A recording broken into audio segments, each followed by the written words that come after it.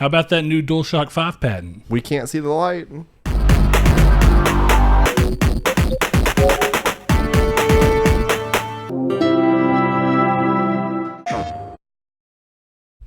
Hello and welcome to Triangle Squared. I'm your host, Brett Beck, and alongside me, as always, Mr. Saul Bridges bringing you guys Lucky 139. 139. I have to make it a point to copy him every time so that I can try and remember myself, and I still never do. So you know what? Maybe it's time to shake up a change. That's my New Year's resolution. Just know you make the thumbnails for the odd episodes. I make them for the even ones. That is a good point. That's how I keep that. So, anyway, if you've never watched us, we are, like he said, Triangle Squared, a PlayStation podcast, and you can find us on YouTube if you want to watch our pretty faces, and you can do so every Monday at 10 a.m. PST and 12 p.m. CST. And if you like what we're talking about over there, go down in the comments. Let us know your thoughts about any of the stuff we're talking about. If you want to be part of the Community's Take section, where we ask the community a question at the end of every episode and get their feedback, and then at the beginning of the following episode, go back over their thoughts of it. You can do so by commenting down below if you'd like. If you want to listen to us instead of watching our ugly mugs, then you can go, like I said, we have pretty faces one moment and ugly mugs the next. It's just how it happens. You can listen to us on podcast services via iTunes, Google Play Music, Podbean, which have an app that you can also comment on if you don't want to have to be at the whims of social media. If you want to communicate with us and be part of the Community's Take or anything else, you can head over to our social media if you'd like. It's Twitter at Triangle SQRD. Our Facebook group is Triangle Squared, a PlayStation podcast. And of course, you can join our moment-to-moment, day-to-day discussions in our Discord that we always have linked down in the description below. On that, we have a podcast open discussion channel where you can talk about anything we're talking about with the podcast and share your thoughts. We have a Community's Take section as well, where you can give your thoughts to the Community's Take question. And of course, you can just hang out with everybody and talk in the general chat or any of the other themed chat rooms that we have, like the Death Stranding chat going on right now and everything else. Last but certainly not least, if you like what we're doing over here and would like to, consider giving us even a little bit of that money that you go to work and earn, then you can go to patreon.com/Nartec and give us as little as $1 a month for some pretty cool stuff over there. I've got to really get done. If you're watching this, I have like half of the custom cases done for that tier. I got to get the rest of them done. It's just been very busy. But we'll get those sent out soon so you can have them as your Triangle Squared Christmas present. But with that said, it's time to start this show off the right way. Before we get into the main topic that we will kind of land on with this week's a little bit slower stuff as we near the holidays, we will be talking about the new Dualshock 5, or what we'll say really is this PlayStation 5 controller patent. Don't think that there's been a name assigned to it yet. I'm actually curious to see if they're going to keep the Dualshock moniker, considering that they are moving away from traditional rumble and going towards haptic feedback. So we'll see if there's a new name for once, or if they just keep it as a legacy thing. But starting the show off the right way, Saul, what's been up to? What's been playing? I have been playing Pokemon Sword exclusively this week. I took a break from Death Stranding just for this week for Pokemon, because I told you at work the other day that my plan was to hop back into Death Stranding on Wednesday. Mm-hmm. And then I'll have Wednesday, Thursday, Friday, Saturday, and Sunday to beat Death Stranding and knock it all the way out. Are you done with Pokemon yet? I beat it today. I had a feeling that you'd be close. Or actually, I beat it yesterday. I beat the post-game stuff today. Now, post-game stuff, do you mean like however they're handling the idea of the Elite Four today, this time around, whether it's an Elite Four or not? There is no Elite Four. It's a tournament. Yeah, that's okay. beating the game. Okay. And then after that, there's a little post-game mission that kind of opens up a couple of other things. And you get to explore the entire Kanto region. That'd be cool. It'd be cool if it was Kalos and go back to X and Y. Oh, that would be cool. Yeah. But yeah, that's been pretty much it in terms of actually like playing stuff. I did hop on Minecraft last night with Joe for like 2 hours, and we were playing Minecraft last night. That's why I sent you that picture in the messages. What was that? It's like his base that's like hiding, floating in the air. Yeah, like you can only get to it by going through the Nether realm. Oh, that's cool. Yeah, so he was sending it to me so he could show me what it looked like, because I was getting off as he was trying to find it, and then he found the Nether portal that could take him there. Okay, well, hit your boy up whenever you are playing. I wouldn't mind getting back into Minecraft. I know it's wildly different now. We might play a little bit tonight, but it depends on when my plans for tonight ends. And if it's later than I'm thinking, then probably not. But I gotcha. Some point this week. But what about you? I can't remember exactly the day I beat Death Stranding, so I don't know if I said this last time, but I have beat Death Stranding, and as such, I did not continue to play toward the trophy just yet. Just had stuff going on that I wanted to get done personally, and then I decided to go ahead and pick up Pokemon because I happen to have a trade credit card I'm trading in some games like over a month ago that I was like, I'm just going to trade them in while they're at their best value because I don't need them anymore. But I didn't know what to do with them. So I went and picked up Pokemon, got Pokemon Sword. I enjoy it. If you have any care about what my thoughts on Pokemon is, I'll give them very briefly here. I think the game is fun. I think it's a fine game. I don't think it's worth $20 more than other Pokemon games have been, and I don't think it's the jump to console that I would have personally expected from a series, making a jump to console in the true way. Very similar. The one I keep using, the reference I keep using as to what I would have liked to see, not saying it had to be it or that I necessarily expect it, but very similar to how Monster Hunter, despite being on consoles for a long time, was still developed as a primary handheld game. And you'd see those limitations come across in the console version because it was more just like, well, how do you bring a handheld game to a console just with slightly better resolution and stuff? Instead, when we got Monster Hunter World, we got the idea of how do you take the idea of Monster Hunter and everything that it's been so far, refresh it a lot, change a lot of what's going on with it, but in a way that still feels true to the Monster Hunter setup, while also revolutionizing most of it and really bringing the franchise up to a whole group of new people, potentially. And I think that they did that wonderfully with Monster Hunter World. We saw that happen. We saw that. Other people agreed with that with the sales. And I wish that Pokemon, with their jump to what Nintendo wants to call a console, despite my lack of agreeance in that statement. But either way, if we're going to call this a console and have the ability to play it, I just feel like it didn't take a single step toward anything that the console would have offered over a handheld. That doesn't mean anything bad about the game. I still think the game's very fun. But small stuff like occasional voice acting, I don't even mean across the whole game because that's a bit much. It's excessive. But I think the opening cutscene would have been a lot cooler with that voice acting. I think that there's been a couple of cutscenes throughout the game that I think would have really benefited from minor voice acting. I'm not going to say that it's required, but it would have made it feel more like, oh, this is what Pokemon does when they're moving to a console. It's them changing the idea of what a Pokemon game can be instead of just further iterating on what they've been doing so long. My final example of how I want to say it as well is that when X and Y was coming, back when that was a real big thing, I remember my entire friend group and everybody online all the same, when they first showed X and Y, it was pretty much universal praise because it was like for the first time you saw Pokemon take a major jump and a major change.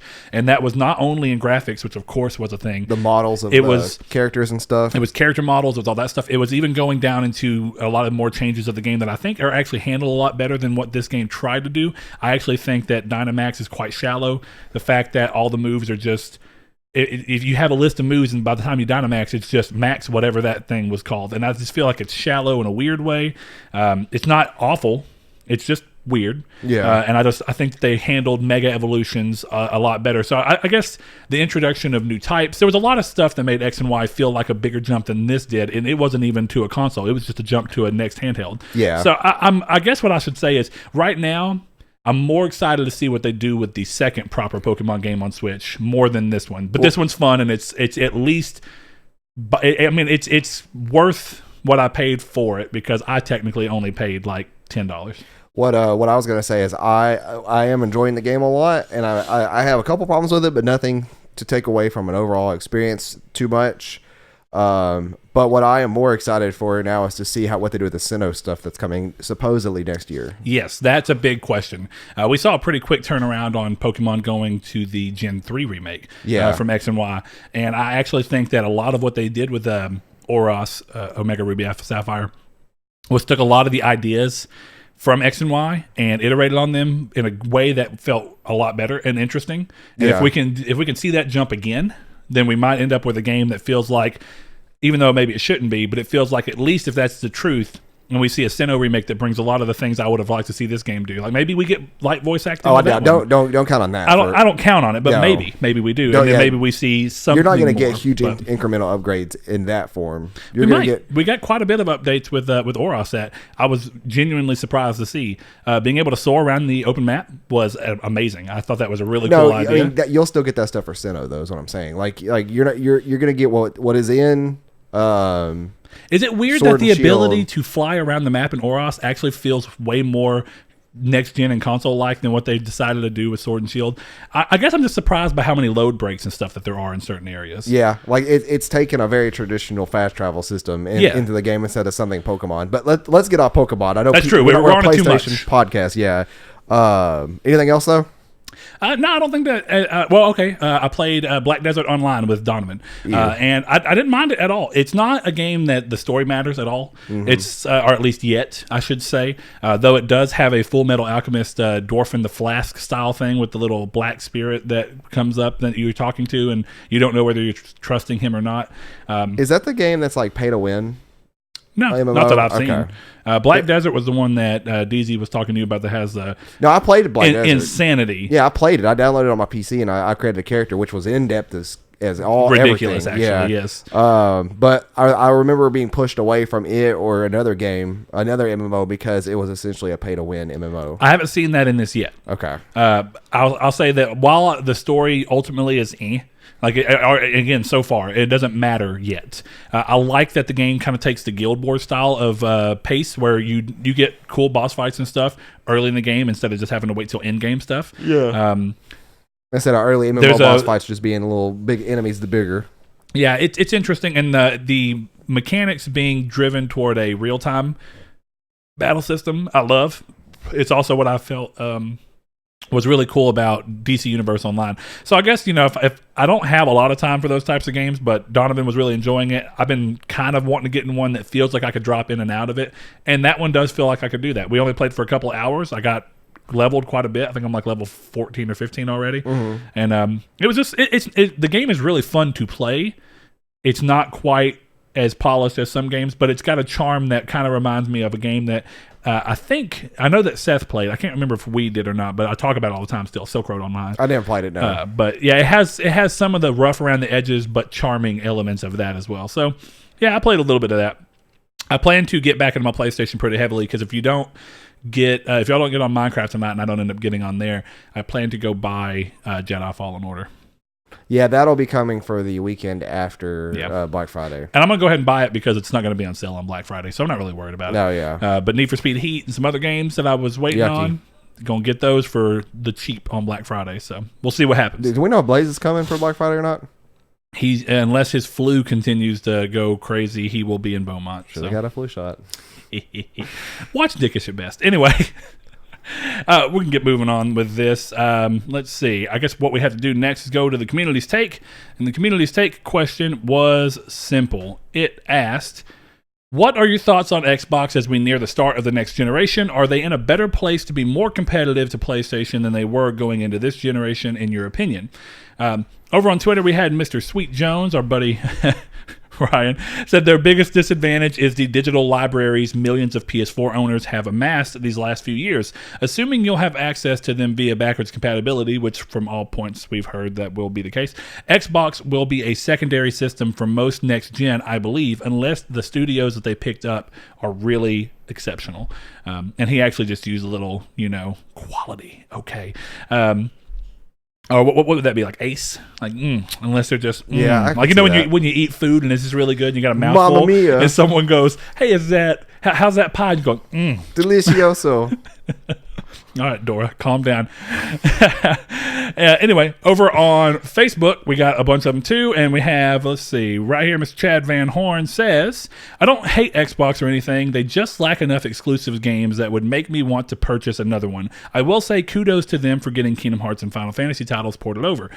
Yeah, good to see. And they've had some of these, but this is the first time they're getting other ones, so that is, of course, a big deal. Josh Drago and his infinite trolling says they suck and they will still suck, but that's the family-friendly version of what he said. To which my basic response is, I know that he's joking and being coarse on purpose, but the thing I say to everybody is that no big company can suck. You can dislike them, you can disagree with them, you can think they're making bad decisions, but they can't suck as a whole because no company becomes a multi-billion-dollar company or, even... Does multi-million-dollar companies count? Yeah. Oh, yeah. Yeah. And it was a multi-million-dollar company, but it no longer is. So if you want to say, ooh, you sucked, clearly they even thought so because they had to get out of that. Speaking of that, did you hear that Google shut down their Google Cloud service? No, but I'm not surprised. You realize that's like a big red flag with Stadia just coming out. It's I'm scary. not surprised with Stadia. Anyway, a couple more real quick over here. We have Mr. Ken Nace, who recently joined the thing. Though I think I don't know. His name sounds familiar, but recently joined us over on Facebook. He says, I think they are in a much worse position going into next gen. Halo and Gears, and I actually really think this is an interesting look. Halo and Gears have dropped off in popularity, and none of the new IPs that they released have been a big success either critically or commercially. Unless Sony messes up massively on price or has manufacturing issues, I don't see Xbox making up much ground next gen. And I actually think that's really interesting because he does make a lot of good points. Where Xbox have put a lot of time and energy into this generation to make a service that is really valuable with Game Pass, and even if you want to go further and say Game Pass Ultimate with its $15, giving you not only Game Pass on console but also on PC, what they're doing is diversifying a service idea. And now that service is partially buoyed by exclusives, but he is right. The exclusives are not what we saw. We've seen more new IPs from Sony this generation really catch fire. Yeah. And more new IPs in general. On top of the fact that their two flagship IPs for the last generation, Halo and Gears, have all, I'm not going to say floated out, because the thing is that Halo 5, this is all talking about sales. Halo 5 did not sell anywhere near to expectation. And we're seeing them try and course correct really hard with Halo Infinite, which may, in fact, be a turnaround for the series. We'll just have to wait and see. Gears, on the other hand, Gears 4 did not sell very well.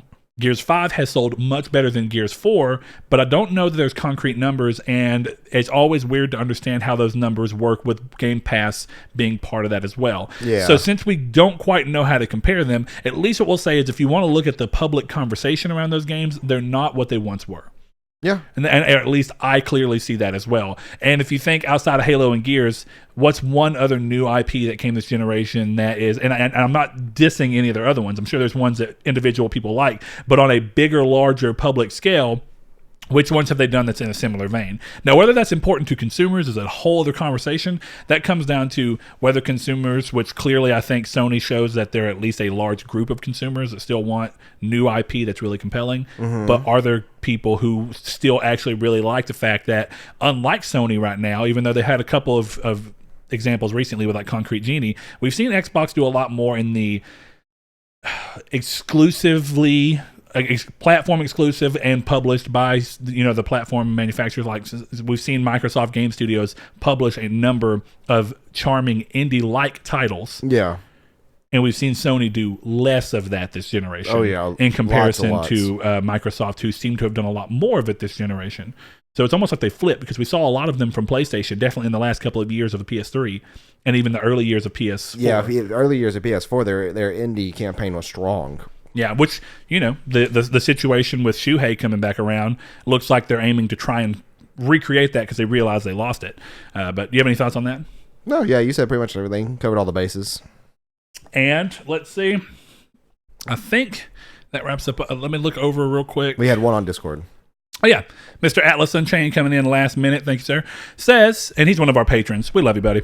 He says they are definitely in a better spot with all the studio acquisitions. I think they learned the lesson about exclusives and their importance this gen. And I agree. Much like Ken said, since they don't have these new things coming, or since they didn't have new IPs that came and gained a lot of ground this generation, rather, I think that they saw that, and they've talked about it from about halfway through the gen and moving forward, and all we've seen is steps for them to prepare to remedy that. We've not seen the fruits of that labor just yet, but we've seen the groundwork, and I think that does mean that there's a good chance that next generation we may actually see them come out with a host of new IP that are very compelling. It just depends, and we kind of have to play the wait-and-see game on there. But anything else, Saul? I'm curious just to see what they'll do with all these studio acquisitions within the next couple of years. See if it's for good or for neutral, or what all the outcome will be. Do you think personally that their acquisition of Ninja Theory was in an effort to look at what Hellblade did, look at that Hellblade was kind of considered, and I don't mean this completely because I don't think that they want to do this. I think they want to have a diverse IP. And one of the things that I think that they realized they didn't have going for them, that it seems like they tried making some of their other games, was trying to make them a little bit too much like the Sony style of exclusives here and there. trying it with different franchises here and there. Like, oh, we're going to take Halo and try and make it have a little bit more of an action-adventure standpoint than it originally did. Or at least that's what I kind of took out of 5. With what Halo game? 5. No. And I'm not going to say completely, but it doesn't feel like Halo 1, 2, 3, or 4 to me, or even ODST. Actually, even in ODST is a weird Halo game in a good way. But I don't know, something about Halo 5 just seems like it's. I don't necessarily know it's chasing that, but it seems like it's chasing something that they thought the franchise needed that I don't think anybody else thought it needed. And what it is hard to put my finger on.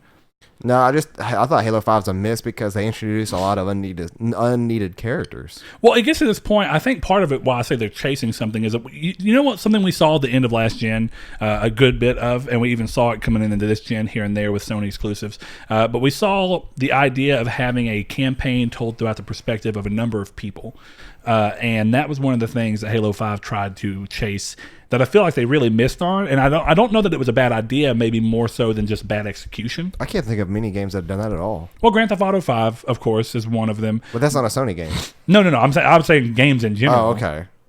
But we did see it with the Sony game with Detroit. After and Halo that is 5, though. and that was one of those. So I mean, we've seen it as an idea here and there with people being like, well, what if we try and take it to where we move a campaign throughout? I mean, Heavy Rain did it as well. Heavy Rain was a very similar game to Detroit. And I think their big flaw there is that their campaign was so ill targeted. Like, it tried to make it seem like it was, Master Chief versus this new anti-hero guy. And then the marketing seemed weird. Yeah, like the game was not what I expected. It's just 343 settling in versus what Bungie has done, and it's a pretty good consensus that most Halo fans don't really care for Halo or for 343 that much. It's just such a weird change that doesn't make sense. Which is a shame, because that studio was built from the ground up to be the Halo support studio. Yep. To be the Halo. I don't even know how to describe it outside of like taking over. They were built to take the reins from the Bungie successor. Yeah. So I mean, I don't know. It's an interesting thing, but either way, I personally do want to see more IP that sticks around that's big, though I'll at least applaud them for this. They did have some new IP of mixed success. I thought that Quantum Break was actually quite a cool game, and it was very different from them. It actually, if they would have put a little bit, I don't know. I don't know that it performed well enough, but it was a good step towards them having a slightly more diverse exclusive lineup, which if I say anything, as much as I love the PlayStation games, one of the things we saw happen this generation was a big push towards almost every Sony exclusive being a third-person action-adventure game of some sort. Yeah. Even if there's shooting involved or whatever, it still comes down to third-person cinematic combat that has a really intricate story. That seems to be like the Sony success formula, whereas last gen we saw things like God of War with a fixed camera that was more of an action brawler game. Then we saw like Killzone, which is like a first-person shooter that's really, really realistic and brutal. Then we saw the one that was a little more sci-fi heavy and like I'm going to say goofy, but in a less realistic tone with the Resistance series. We saw, of course, Heavy Rain.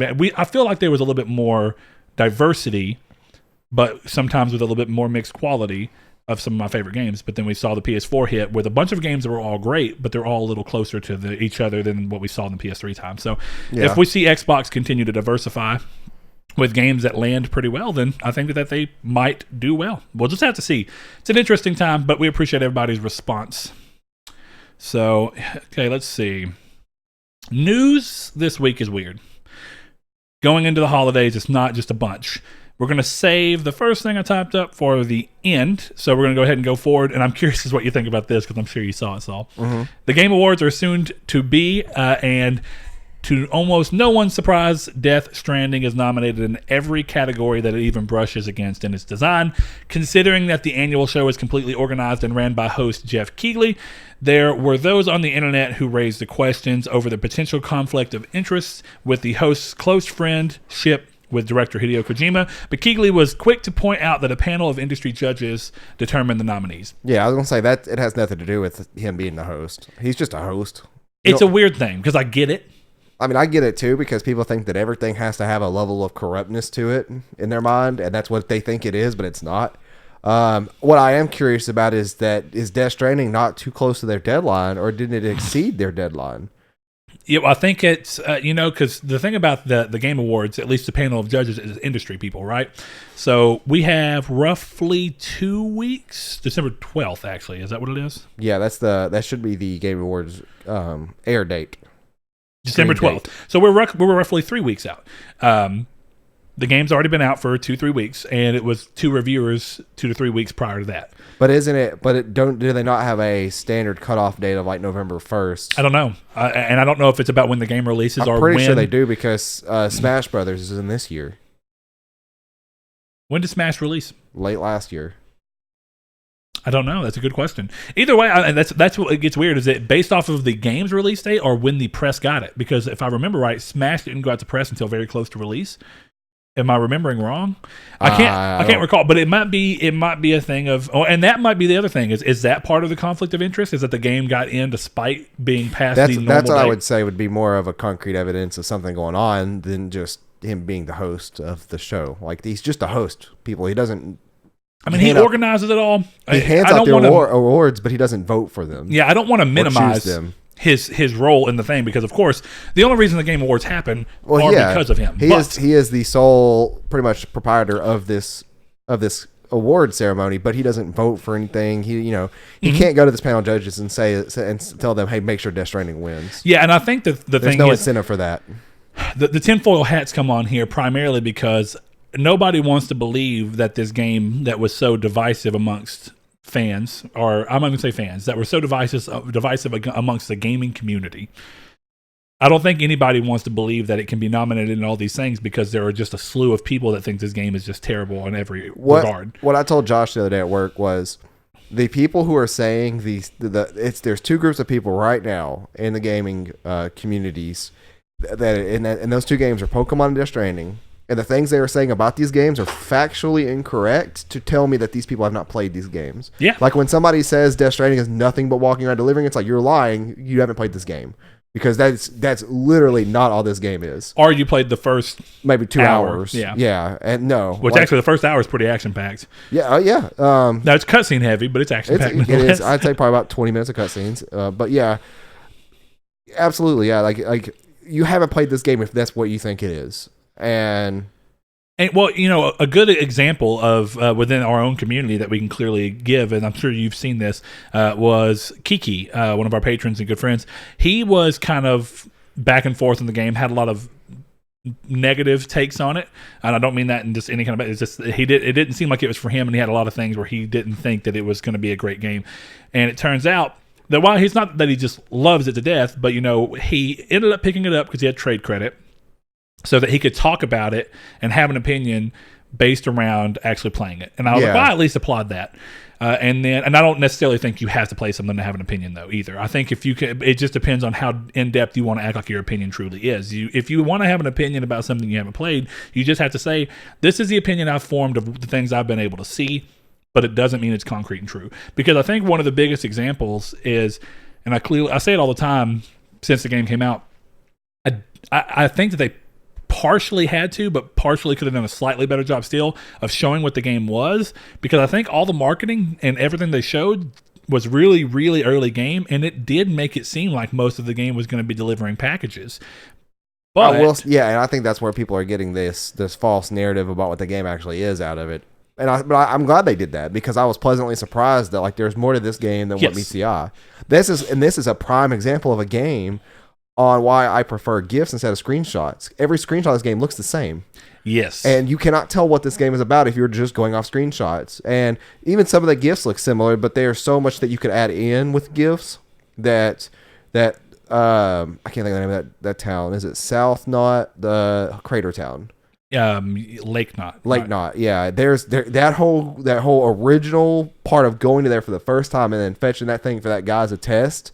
That right there could have been a GIF of that sequence, of any part of that sequence, and that is not what the rest of the game is. That's not what not the rest of the game. It's not what people think this game, or it is what this people thinks. It is not what the people think this game is. I knew where you were trying to go. It's completely different than what people are making it out to be. But yeah, Kiki's response ended up being, again, I'm not going to say that he loves it, I'm not speaking for him, but I've clearly seen a change in demeanor of what was once almost an entirely negative fit towards it, to where now he still sees these are the parts I don't think are as good as they could have been. But there's also a lot of things in the game that are more than what he expected. And I told him prior to going into it, I said, give it a little bit of time. and understand that once you reach a certain point, there's a real there's a core to this game that you do not see in the beginning. I would clearly. say 5 hours plus is what you need to sink in. Yeah, and now it comes back to the same argument of Days Gone, right? Is how much time are you supposed to reasonably be able to sink in? I say this: if you played 2 hours and you just could not see anything that pushed you to keep going, I'm not going to blame you for putting the game down. Yeah, time is a very valuable resource. It just comes down preference. And if the game drives you as an individual yourself into wanting to play more of it or not, because somebody's going to play Death Stranding and they're going to, they're going to get bored within the first hour or two, they're going to just put it down. Yeah. That's perfectly fine. Now, go ahead. I was going to say, and what I meant earlier about these two exact communities who are hating on the game and saying factually incorrect things. That's not to say that one of the games aren't without faults, and that people in the communities aren't actually complaining about that's the low airplane. PTSD moment. Yeah, they're not complaining about real problems with the games, but people who are complaining about Pokemon saying, "Oh, this game can't hold frame rates at all." It's like, you're lying because you haven't played the game. I haven't had a single drop the whole game. And people who played and they say Death Stranding, like, all you're doing is walk around packages. I can tell you've not played this game, or you specifically in Death Stranding, you've played very early of this game and decided to not play it. Well, see, there's the thing. So within the community of the people who are saying things that you may consider to be negative toward both of those franchises, there's a further distinction between those. There's the people that are just doing it on the surface level, and they're just doing it to almost troll, or even if it's not with the purpose of trolling, they're just doing it on a very surface level. Then there's the people who are being a little bit taken less seriously because of the other group that are playing the game, maybe even enjoying parts of them, but trying to voice real issues that they have with the game while still being like, but I enjoy the game, or the game wasn't for me, I don't hate it, but these are the things I really wish they wouldn't have done. Yeah. It gets to a point where the voice of reason gets quickly drowned out by the people who are being quick to jump to things. And what I'm talking about is not somebody that has the voice of reason. Somebody who says, "Oh, Death Stranding sucks. It's nothing but this, and this." Yes, it's like, no, it's not. You haven't played all the game, or you haven't even played a chunk of the game enough to decide that kind of opinion on it. See, I'm oddly one of both. Like, even though I was excited for Death Stranding, I kept, as we got closer and closer, I was like, I've got the collector's edition. I'm just going to go ahead and get it.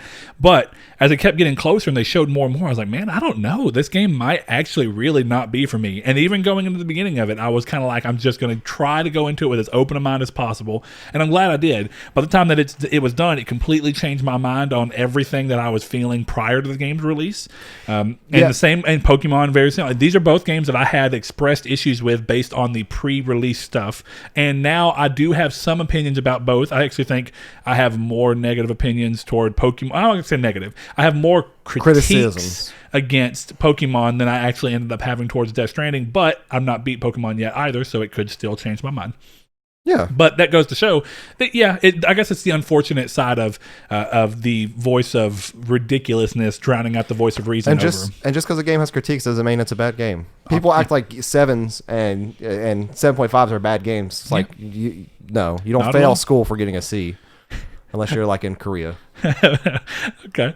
All right, next up on the docket, though, Bend Studio, speaking of Days Gone, the team behind Days Gone have begun pre-production on a new game if a resume update from a studio employee is to be believed. Of course, we won't know for sure what the game is for some time. It's almost undoubtedly a PS5 title at this point, but after the great sales and fan reception, not necessarily critical reception. Bubsy 4D. Towards Days Gone, a sequel seems very likely, given the studio, multiple people in the studio's outwardly spoken passion about expanding the world, and I do think the game sets up very nicely to either be a one-off or a sequel. So, without spoilers, does the game even set up a sequel? Yes, it does. Okay. If they chose to do it, but it's one of those great endings that you can kind of see it both ways.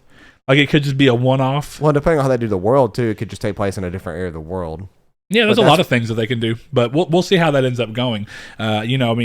The thing about Death Stranding that really got me is like, and this is a different engine, but it still goes to that thing of like, I said Days Gone. I know. Okay. I'm just making sure that I'm only using Death Stranding as a thing. And I was like, wait, did he mishear me? Seeing engines be pushed as far as they are, like Horizon's a beautiful game, but Death Stranding utilizes the Decima engine to a perfection. So when you think about these studios being able to build from that, I assume that another.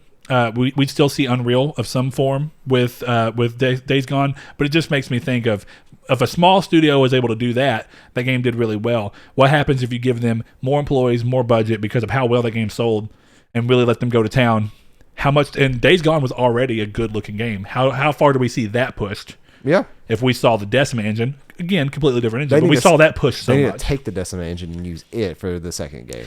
I wouldn't be surprised, but at the same time, it gets to this thing, right? You know, last week we were talking about the Batman thing and how they were, or WB talking about they wanted the Superman games and the Suicide Squad games to use the same engine as Batman.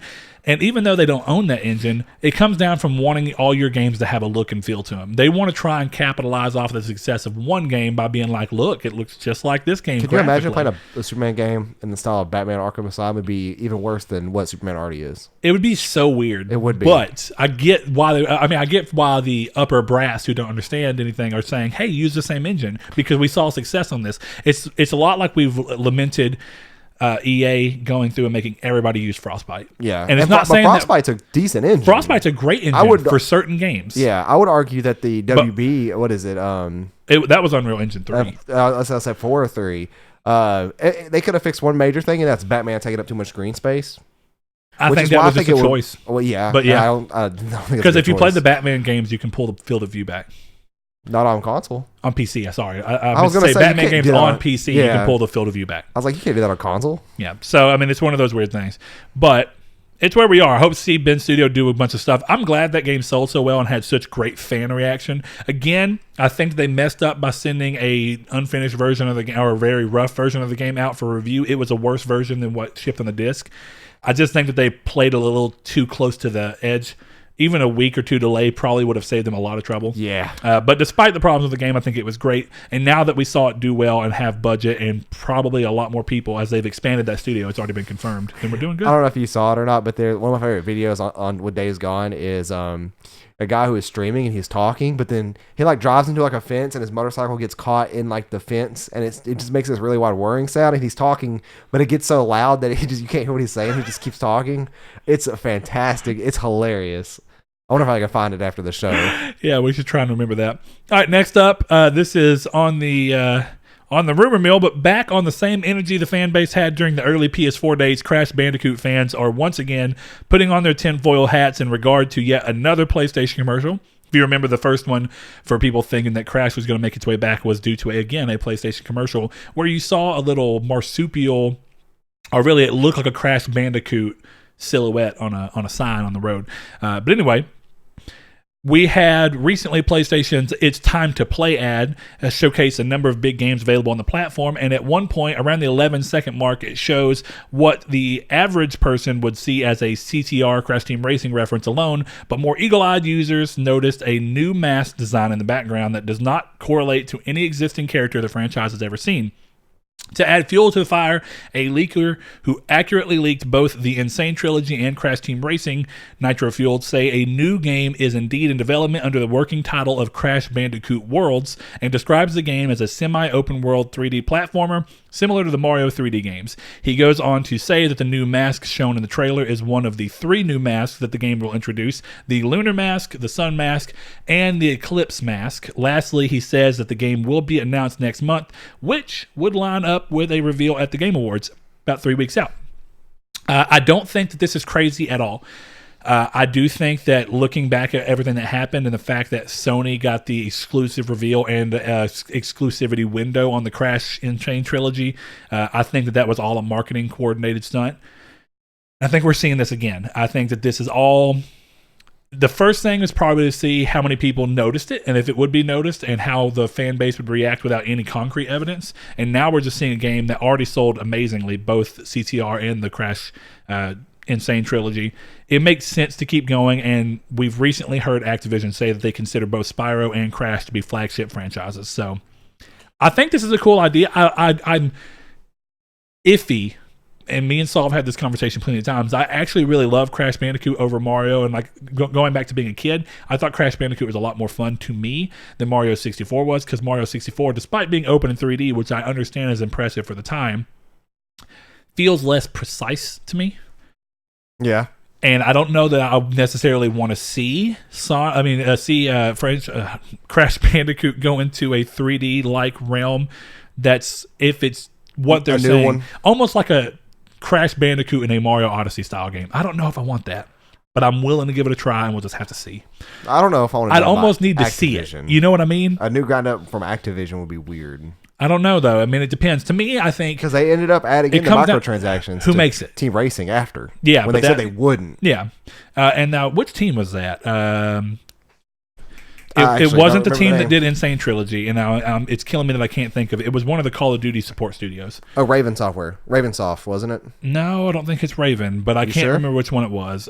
So it doesn't matter. But the team at Vicarious Visions, this is a team that did Insane Trilogy, I think they really understood what made him work. So if that's the case, I think that they can really make a new game that feels true to that, considering how much they understood it. Yeah. Because there was every chance in the world that remake would not have done right, considering that they had to remake everything. They even went so far as to, and don't get me wrong, that doesn't mean there weren't some changes, but everything felt true to what it should in terms of the general feeling and scope of it. I think they could do a great job with it. And it's kind of exciting, you know? I don't know what it is about Crash that just gets people going like this, but it's interesting to saw. I remember how crazy people were when that first trailer hit with the little sign with the Crash, and it wasn't quite even that you could tell it was Crash, but it's kind of like, that kind of looks like a marsupial Crash on a sign. Bam, new Crash Bandicoot game, are bringing Crash back, and it ended up being true whether it was connected or not. But there is a kind of interesting fervor that comes up around the series. Yeah. And its love around PlayStation. The interesting question is, this time, we didn't see it with CTR. We didn't see limited exclusivity window. Do we see it with this one?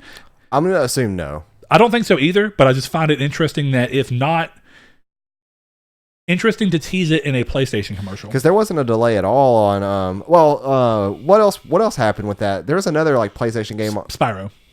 Spyro was day and date on Xbox. To be fair, Spyro's also appeared in Nintendo games too, which made sense. The Xbox was kind of weird though. I don't think there's ever been a Spyro Xbox game, has there? Yeah, there was 360. Was there? Mm-hmm. When Sierra owned it.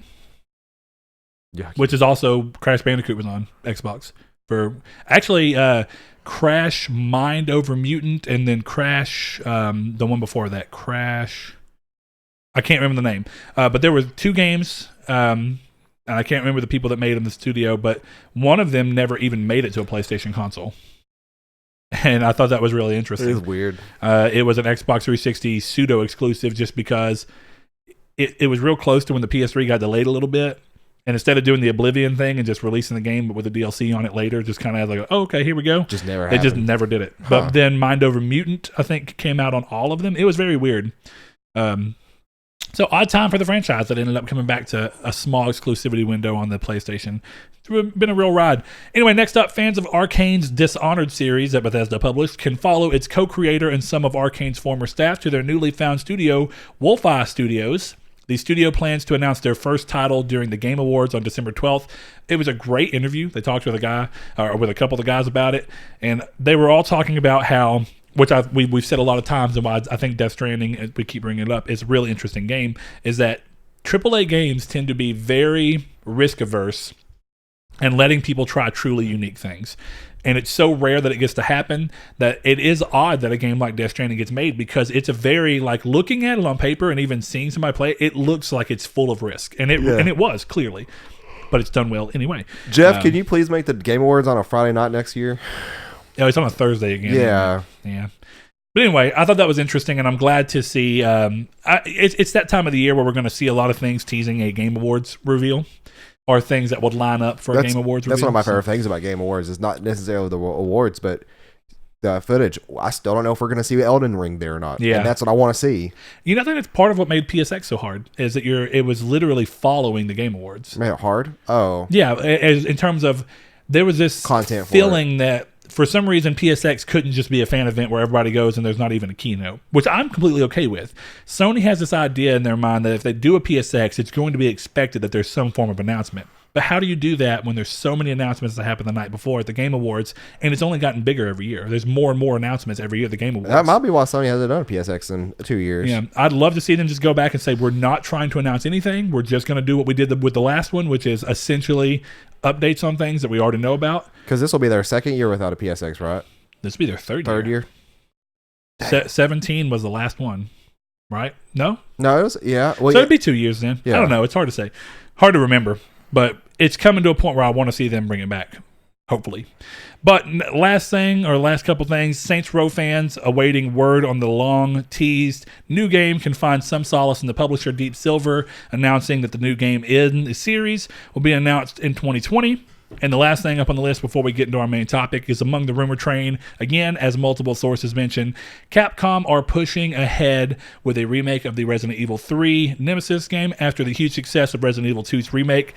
Here's the weird thing about this. We saw the project Resistance, which of course ended up being like a multiplayer and maybe even that, what do they call it when it's lopsided multiplayer? Asymmetric multiplayer? Yeah, 1v4 or 1v3. Is it called asymmetric? I think that's the right wording for it, but I can't remember. It kind of reminds me of what I wanted. What was the Resident Evil 4 game mode that was it debuted in that game? Where Mercenaries. Yeah, it's almost like Mercenaries, except the player's the monster. I've got to look up the wording for this. It's going to kill me. And I know someone's just yelling at me like, it's called this. But it kills me. I'm trying to just remember. So like games like Friday the 13th. It's not asymmetric because, the game is an asymmetrical multiplayer. I guess I'm right. Yeah, it's lopsided. But asymmetrical also makes me think of, okay, so hold on. What's it called in Dark Souls and No Man's Sky? I thought that was asymmetric multiplayer. Technically it is. It's still lopsided. It's weird. All right. It just seemed like there would be a more specific word for that. But anyway. I would go and say that the way No Man's Sky is now, it's more open online. Yeah. Did you play Resident Evil 2 and 3 on PS1 back in the day? 2. Never played 3 on PS1, but I played on PS2. Like, got my PS1 copy. I got you. PS2. But you played the PS1 version. Yeah. Okay. Yeah. PS2 though, we went to our cousin Brett's in Arkadelphia, and that's the first time I played that. And I can't remember if I borrowed it from him or if I rented that one. Well, the reason that I'm bringing that up is, it seems like, and I kind of see why they would want to, because that Project Resistance is not quite a standard fair Resident Evil title, but Resident Evil 2 and 3 were essentially the same engine, same play style, same camera angles and everything, a lot of the same assets because they're direct sequels to each other essentially. And they were able to put that game out very quickly. I played 3 on GameCube. Did they redo 3 on GameCube? Nemesis on GameCube. Great, I didn't know that. I was like, wait a second, I didn't rent a PS1 game, or I didn't go buy that as a PS1 game. I was thinking of Dragoon. Oh, yeah. Legend of Dragoon. But anyway, with that being said, that game followed very closely because a lot of it was reused assets and direct sequel and an idea. There's no reason that Resident Evil 3 couldn't come late next year or even early next year. I would say early next year. I mean, across the board, it could come any point in time because realistically, it's going to use the same engine, the same camera style, a lot of the same cameras, characters. It'd be able to reuse most of the assets and nobody would care because it's a direct sequel. It's kind of like when you do a game... Like when nobody cared about Assassin's Creed being yearly when every game was the Ezio one. People kind of got tired of it once it was like, well, now these aren't even direct sequels to each other. This is like new character here, new character here, new character here. Universe stuff. Yeah. The idea of a game every year coming for 3 years in a row to try and have like a trilogy around one character, it works a little bit better. Yeah. So I don't know. I mean, surely we'll see. But did Ezio end at 3? Yeah. Okay. Revelations. It was Assassin's Creed 3, or Assassin's Creed 2, sorry, then Brotherhood, and then Revelations. Those are the 3 Ezio games. 4 games. Isn't it? 3. Altair is what I'm thinking of. It's the first one, yeah. And that he's only the first one? Yep. I liked him the most. I think you were among a small group of people in that franchise. That's the only game I really cared for in that series. I could not stand that game. The first one? Brotherhood, I didn't like 2 either. Brotherhood was all right. I never played Revelations. Did you play the first one at launch? Yes. Oh, okay. It was cool at launch. I think it was one of those things where it took forever to come out. You remember that game was delayed a lot. Yeah. And it was coming, I don't know, I think it was a lot of things. I think the game was open and empty for no real reason because it was trying to be next gen. But I was almost like, I would have preferred... that empty. Kind of had some crowded... Go back and play it. Now, I like these rose-tinted glasses that I'm wearing. Yeah, I think that you're definitely in some rose-tinted glasses. But anyway, you about ready to move on to that main topic? Yeah, I'm gonna go pee real quick. I'm trying to hold it in as long as I could. I shouldn't be surprised. All right, I'll get us started while Saul goes off. This is becoming frequent, Saul. Are you frequently urinating? I'm not saying it, you stole it from me. Another new patent from Sony, shows off a patent that is very likely to represent something that actually will hit the market. And we talk about a lot. A lot of patents never make it to market, but this patent shows the new controller design for the PS5. The patent shows a controller that is mostly unchanged from the DualShock 4, which is not a surprise. We knew that from the Wired interview earlier this year, not long ago, where they talked about the fact that we were getting haptic feedback in the controller, and there's going to be a different step away from the traditional rumble, and that he got to try it out. So, it's one of those things, if it ain't broke, don't fix it. I'm not surprised that it's not that different, but there are some changes. So the first thing is, the triggers look to be a tad larger. Not really a bad thing. The charging port on the controller is a USB-C port, which was also revealed during that aforementioned interview with Wired. And the biggest change of all is the removal of the light bar. Now, this is the main interesting point of this, because it raises a question about how PSVR backwards compatibility is going to be handled, because we've already been promised that moving into the next generation, PSVR will be completely backwards compatible with PS5 until eventually getting a new PSVR model, or whatever you want to call it, a secondary follow-up sequel to it, or whatever you want to call it, that will release a couple of years, expectedly a couple of years into the PS5, which is going to be bigger and better. Now, the thing about that is, with 90% of the PSVR games having controller support, and that controller support being handled by tracking via light, what are they doing in these games, or what are they doing with this controller that will somehow solve the problem of not having the light bar to where these games will still be functional? There's a lot of quick solutions you can think of. Maybe you'll still just have to use a DualShock 4, and maybe they'll still be compatible, but you just won't get the benefits of like haptic feedback and stuff if you want to use that, which the games from the VR for PS4 wouldn't support anyway. Then you get the point where you have this situation or they might be doing something on the inside with a sensor or something to try and replace that, to where the game thinks the light bar is still there, but the controller is just saying, hey, this is actually where we are because we have a sensor that mimics where the light thing would be. It's an interesting idea, but it raises the question of if backwards compatibility is as big as they want it to be, and definitely for PSVR, which is a fledgling technology that's at the height of its industry. It is, even if it's not the best VR headset, it is the best-selling VR headset.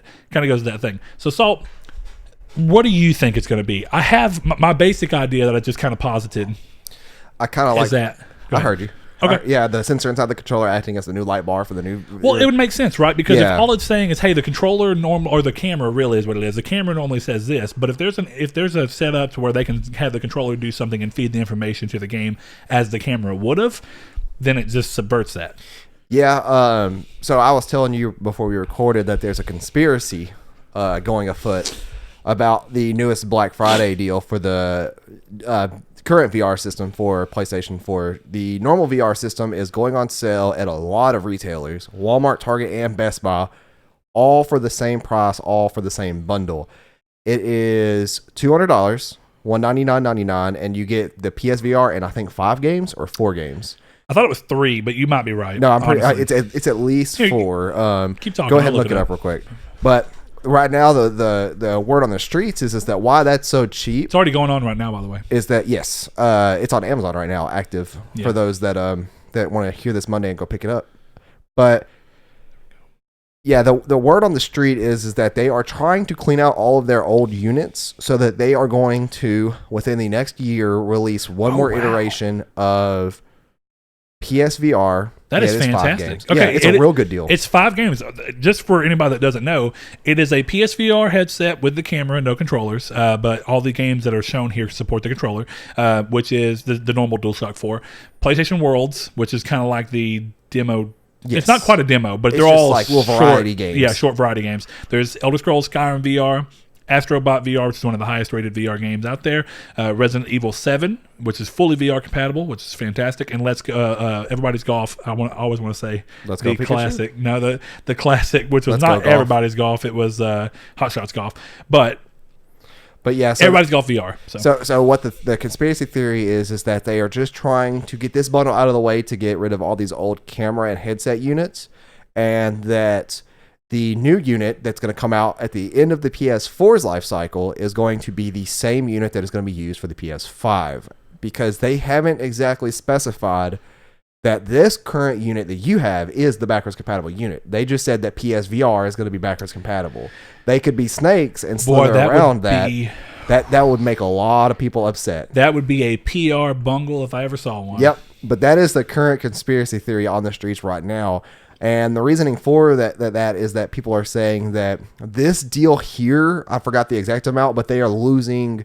It's upwards of like $11 or $21 on average per bundle. They sell at this price. Now, this is going to sound weird. And I understand that, you know how earlier we were talking about how there's just groups of people and everything? Like, we were talking about Death Stranding and Pokemon. Well, this comes back around that when you get into these things, there's two groups of people that exist on the rumor side of things, right? So you hear you see this, right? And then you have two groups of people. There's, of course, more. But I feel like there's the obvious two sides of this are the negative take side, which is that Sony's trying to do this to clear stock to release a new headset that will only be they'll be the only one compatible. Yes, which we both agree would be a terrible misstep, a terrible idea. And I think everybody, I will say that Sony would be this was aware of being actively discussed on the PS4 subreddit yesterday or Thursday, or Friday. I mean, whenever the deal was starting to go live. Yeah, and this was not like. Typically, you cannot post anything they're negative about PlayStation, or you just get downvoted and get removed.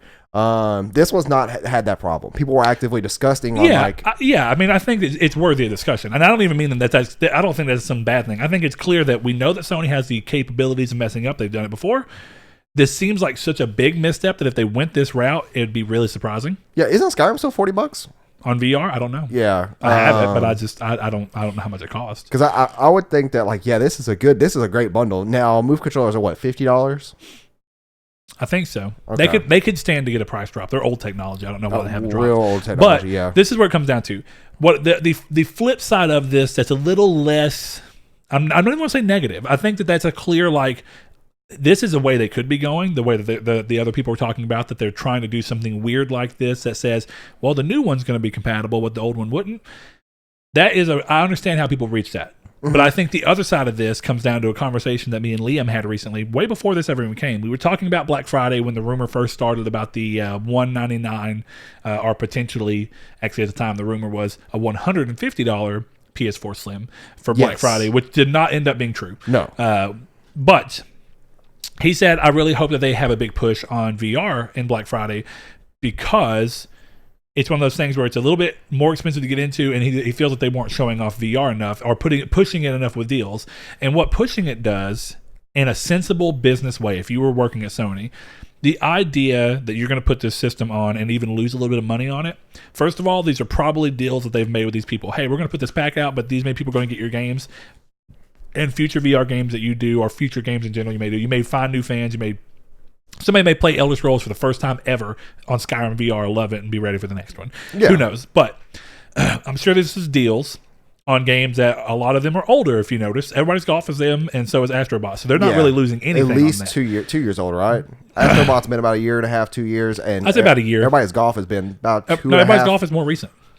The VR version. It's a standalone title. Oh, okay. I thought it was a port of the older version. It's just a VR port of it, but it's very recent. It's the same game, but fully VR compatible. Yeah. Okay. Well, then the retail version of that game came out, or the normal of the version. original. Yeah, like 3 years ago. Yeah. So then Resident Evil 7 is, of course, about that launched with the system, actually before the system, and Skyrim. Was pretty close after launch. So when you look at these are all old games, but they're all great games. I think they're some of the best examples of the game of the range. VR, of what VR can do from not only a range but technology standpoint. And doing it $199.99 does one very important thing. It gets more people invested in the idea of VR. It gets one in their hands, and then it makes them that much more likely to fall in love with it. And then look when PS5 has their new PSVR 2 or whatever we're going to call it, and go, I really enjoyed that one, but look how much better this technology is. I'm going to go ahead and jump into this one at day one instead of way down the line. I just now realized I know what the new PSVR is going to be called. It's going to be called PSVR Duo. Guarantee it. Why do you think that? Just Duo, two, going off their old school naming of memory stick Duo. It was literally the memory stick 2. Right.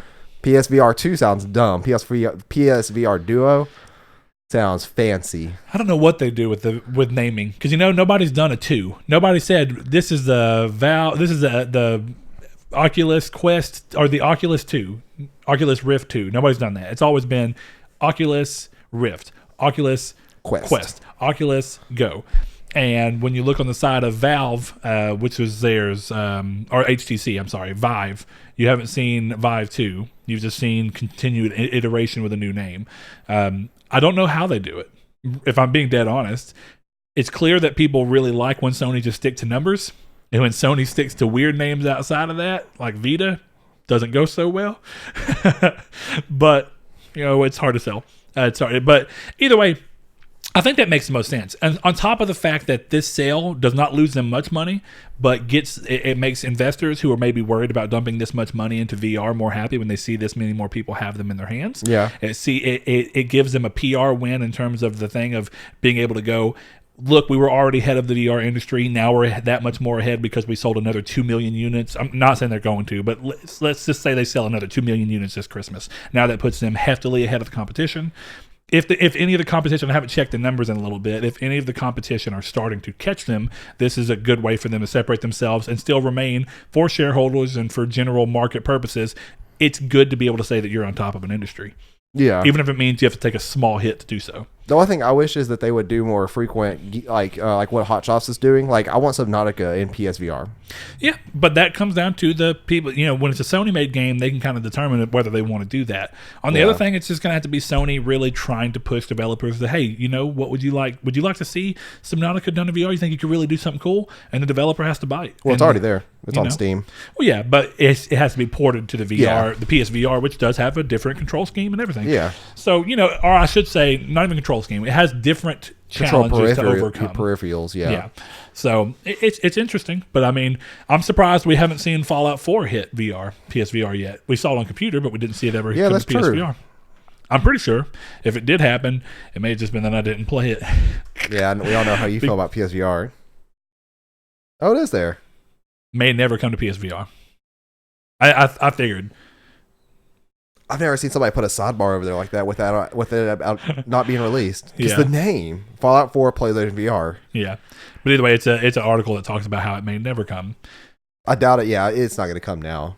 I think it's too late. I think it's also too hard of a game to push the system with, if I'm being dead honest. Yeah, that game already ran kind of poorly on normal PS4, yeah. Let alone PlayStation 4 Pro and VR. But yeah, I mean, to me, this I could see that, right? But I also see this as being the thing of if they're not going to push VR as much next generation, then why do this? It clearly shows to me that if they're dropping the price this low, they're doing this on the auspice of wanting VR to be really pushed going into the next generation, and knowing that any game that you release for PS4, which will be VR compatible, automatically works on PS5 due to backwards compatibility of both. Not only the game from a PS4 standpoint, but also as a VR game.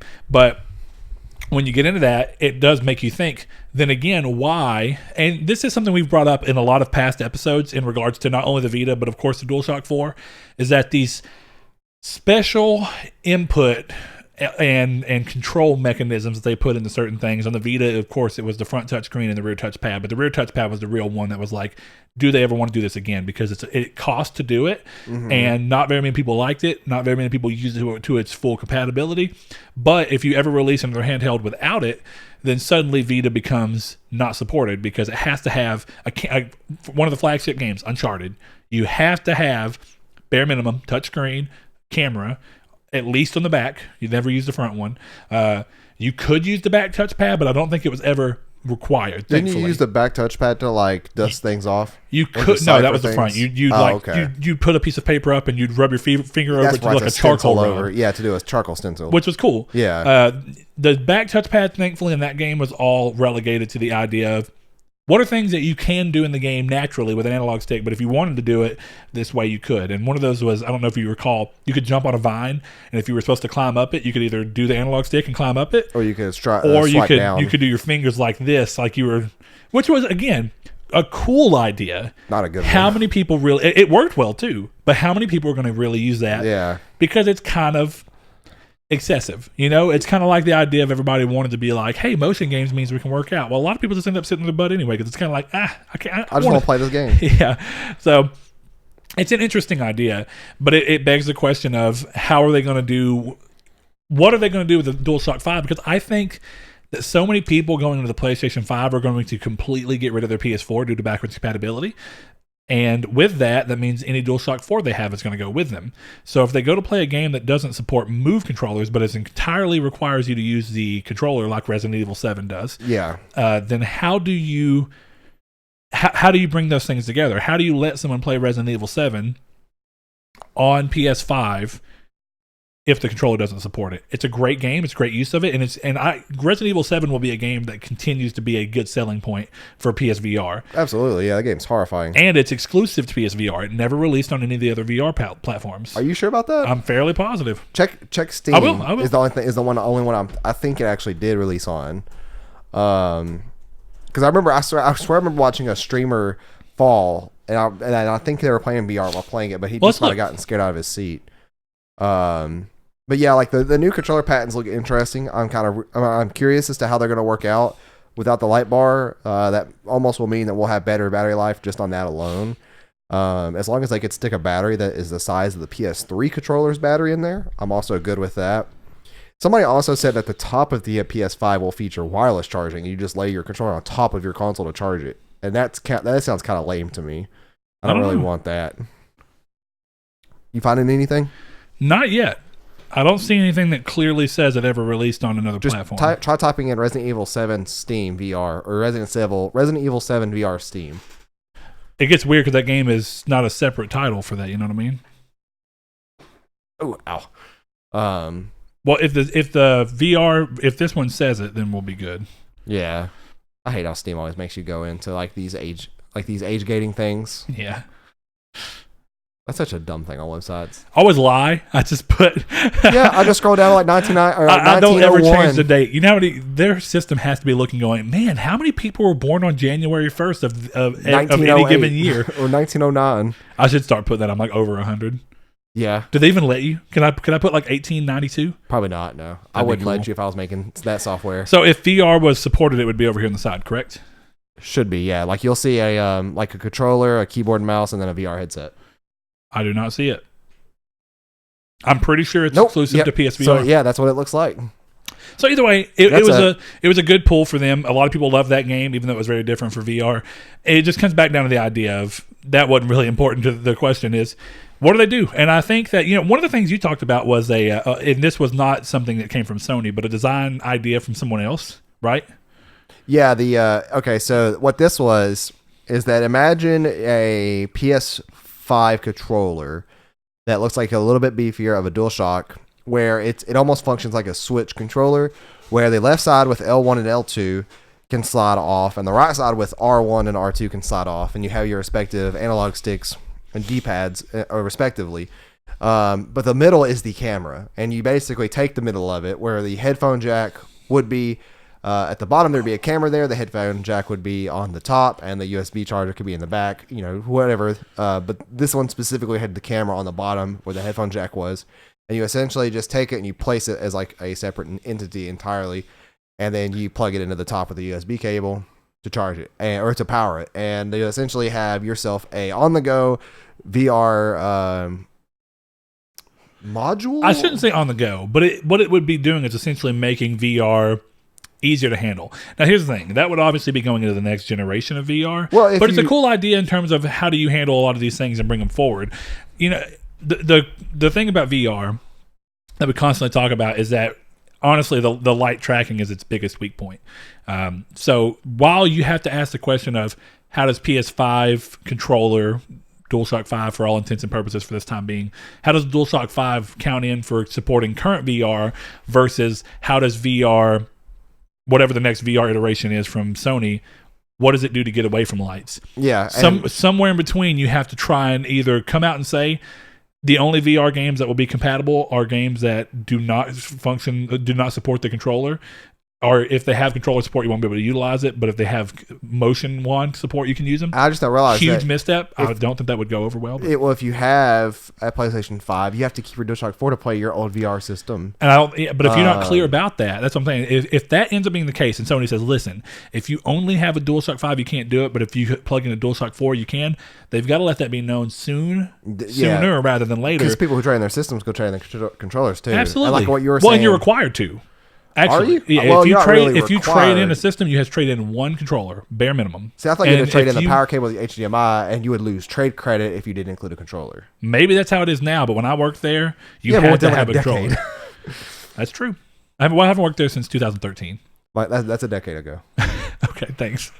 6 years equals 10 years. Good to know. But yeah, like unless you what you're talking about in the very beginning, if we do get like a sensor, if we don't, like that's gonna kind of bound that older system to an older controller. I don't even necessarily know that I applaud them for having the balls to say the light bar was not a great idea. Let's take it off the DualShock 5. If only they would say the same thing about the touchpad. I don't mind the touchpad, and I think the touchpad has a potential for more usability than the light bar ever did. Touchpad just feels like a gimmick in games that require both sides being used as buttons. It just depends. Like I said, every Inevitably, game does it different. I click the wrong side, And it like, has the same problem as the touchpad, right? Whereas there's been a couple of games that used it really well, and then there's a couple of games that just, and then the majority of games don't really use it. But I still think there's a better argument for keeping the touchpad than there ever has been for the light bar, and that's universally there is. I'm agreed. not, So yeah, and I think that does come down to backwards compatibility. I think that for 99% of games outside of VR, you don't need the light pad. You don't. It doesn't, or the light bar. It doesn't matter at all. But a lot of PS4 games are programmed to use the touchpad, and if you don't have it there, then how do you get into menus on certain games like Diablo? How do you, if you play Days Gone, how do you get into the menu if you don't have something to replace a touchpad? Well, what's interesting is that if you're playing like Destiny on PC, since you don't use the Microsoft Share or whatever their screenshot button is on the left, that's left click on touchpad, and the right click is start button. Yeah, and where the Xbox button, I believe, is the way to do something. I don't remember what it does. It's rare that I play a controller on yeah, that. but that comes down to be the question of, I understand removing the light bar. Have something in the DualShock 5, preferably to mimic it for games that do require it for VR, or make it very clear very early that if you want to play PSVR games on PS5 that are controller supported, you have to connect the DualShock 4 to the PS5, and that's fine. I don't think that many people will care, but you have to let that be known before they, like somebody like me. I'm not going to, but if I was going to trade in my PS4, and I was like, well, if I'm not keeping the PS4, then why keep all these 4 DualShocks if I don't really need them? Yeah, and I trade them all in. Well, in my case, I could have just kept one. And been fine. But there's going to be people I know plenty of people that keep only one controller at a time, to the point where if it messes up or breaks on them, yeah, the average they literally person who plays have the to game. go to a store and buy another one. Yeah, it's very rare. It's more rare than anything else that you have more than one. Yeah, and definitely if you have more than 2. I think 2 is at least sometimes still given because there's a couple of couch co-op games this gen, but Yeah. it's still very rare in comparison to just having one. So I don't know. It puts us in an interesting point. I'm curious to see what they do. And either way, as long as there is a solution, I'm okay with it. It's just they've got to be vocal about that sooner rather than later. And maybe after a Christmas like this, where they have, depending on how well the VR does, if they already know what their plan is, maybe they go ahead and come out and say, hey, considering all the VRs we just sold and our commitment to PSVR being a PS5, being supported on PS5 completely, that does mean that you will need a DualShock 4 to do this. But yeah, we're going to wrap this episode up. We got to go get moving on to record our other podcast and get moving for our, multiple. I got Thanksgiving to do today for one side of the family.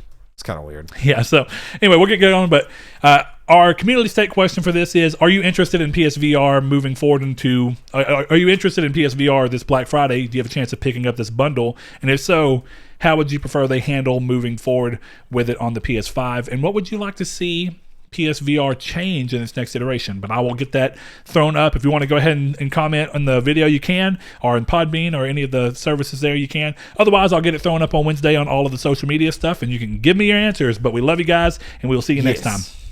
Thanks. Thank you. Thanks to our patrons, Dan Barber, Josh Jarrell, Matthew Green. My name is Dan, Douglas Below, Sean Santarud, Eric McAllister, Matt Sycamore, Funk Turkey, Shadowist, Steven Salazar, The Stonard, Travis Below, Eduardo Palomino, Stefan Sondland, Coy Live, Philip Laguerre, Corey Hickerson, Brian, Donovan Williams, William Digital Spooker, Derek Porter, Josh Ayers, Brandon Edwards, Sean One Neo, Tyler Powers, Dylan Kirby, my boy Sand Coffin, and of course, I got to put one last one on here with Solitary Red, and we will get you guys added on. I'm so bad about that, but we'll get. If you like to support the show with your hard-earned money, we'd appreciate it. Go to patreon.com/Nartech, and you can see what bundles we got and what you can get. Thanks.